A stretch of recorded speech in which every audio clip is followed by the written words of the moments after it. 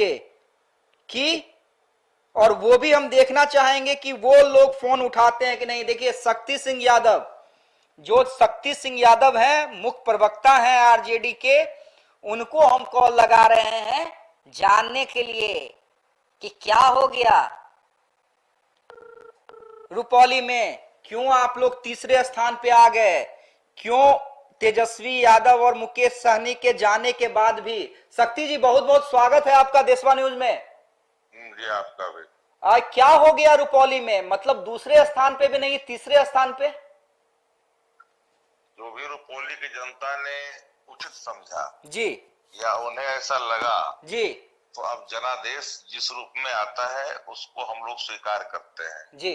हम ये कैसे, और जो चीजें आप सबको पता है, प्रशासनिक अराजकता, प्रशासनिक लूट घोटों का बहुत तरह का चीज सामने खुल करके आया। प्रशासन ने पूरी चुनाव प्रशासन लड़ रही थी, वहां पर मानो कि चारों तरफ से हमारे कैंडिडेट को घेर करके रखा गया। तो एक सवाल था, लेकिन बावजूद भी जो भी जनादेश हुआ है हम जनादेश को स्वीकार करेंगे और करते भी हैं, और हम समीक्षा करेंगे और आगे क्या हो सकता है बेहतर, इस पर हम काम करेंगे। लेकिन ठीक है शक्ति जी, आप कह रहे हैं कि प्रशासन ने खुलकर आपका विरोध किया, यानी बीमा भारती का विरोध किया और सरकार को सपोर्ट किया। ठीक है, चलिए ये आपका आरोप है, हम मान भी लेते हैं।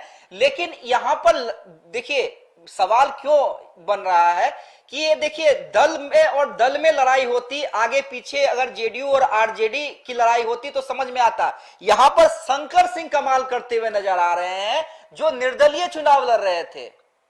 देखिए बहुत लंबे समय से उस इलाके में राष्ट्रीय जनता दल चुनाव नहीं लड़ी है। हाँ, उसका भी हम खमियाजा भुगते हैं। अच्छा, हम उसको पुनः परिभाषित करना होगा और पूरा हम लोग इस पर काम करेंगे। हाँ, इस हार से हम न कोई विचलित हो रहे हैं, हाँ, बल्कि हम और इसको मजबूत कैसे हो इस पर हम काम करेंगे। हाँ, और जो भी जनता का आदेश, अभी तक तो काउंटिंग बाकी है, हाँ, जनता का जो भी आदेश आएगा उस आदेश को हम स्वीकार करेंगे। शक्ति जी, नीरज जी से हमारी बातचीत हो रही थी कुछ देर पहले, नीरज जी का सीधा सीधा ये आरोप था कि तेजस्वी यादव हो या मुकेश सहनी हो या लालू प्रसाद यादव हो, वो नहीं चाहते थे कि बीमा भारती वहां से चुनाव जीते, क्योंकि अति पिछड़ा समाज से आती है और इसलिए सिर्फ आखिरी दिन 1 घंटा के लिए चुनाव प्रचार करने के लिए गए।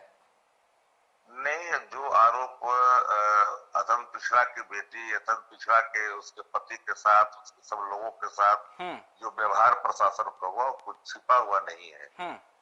वो बात कहीं से छिपी हुई नहीं है और लाख वो सफाई दे, इससे कोई मतलब नहीं है। सरकार के खिलाफ भी आक्रोश था, सरकार ने शासन का इस्तेमाल किया, मंत्रियों ने वहाँ कैंप किया, पूरी तरह से शासन उसके साथ सहयोग किया हर बूथ का। तो सब चीजों पर हम एक अलग अपनी समीक्षा कर लेंगे, लेकिन अभी तक जो भी जनादेश के जो आए हैं, रुझान आए हैं, अंतिम जो परिणाम आएगा उसको स्वीकार करेंगे और आगे का काम। चलिए ठीक है शक्ति जी, एक आखिरी सवाल आपसे। देखिए मैं इसलिए ये सवाल आपसे कर रहा हूं क्योंकि चूंकि आप लोग अभी छठे राउंड के बाद तीसरे स्थान पे हैं आरजेडी की बीमा भारती, और लग नहीं रहा है कि वो दूसरे स्थान पे भी आ पाएंगी। अब बिहार में कई जगह और भी उपचुनाव होने हैं और प्रतिष्ठा तो कहीं ना कहीं अब तेजस्वी यादव, लालू प्रसाद यादव की है।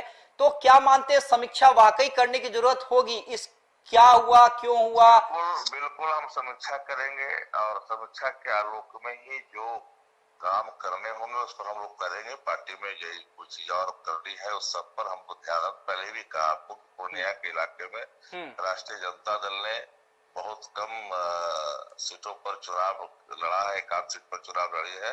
तो हमें इस बात का है कि अगर हम लोग आगे क्या कर सकते हैं, पूर्णिया को सशक्त और मजबूत करने की आवश्यकता आड़ पड़ी है, हम उस दिशा में देख रहे हैं और दूसरी दिशा में काम करेंगे। चलिए बहुत बहुत जी शक्ति जी, जी चलिए बहुत बहुत धन्यवाद शक्ति जी। और हम